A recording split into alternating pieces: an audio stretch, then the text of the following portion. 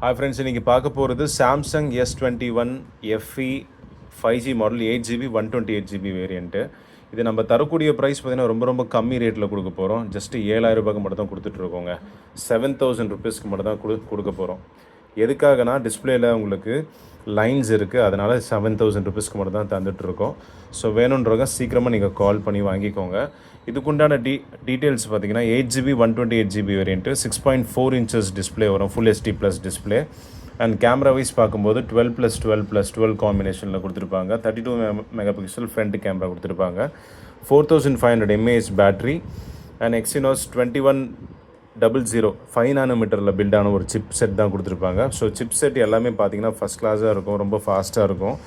8GB 128GB variant.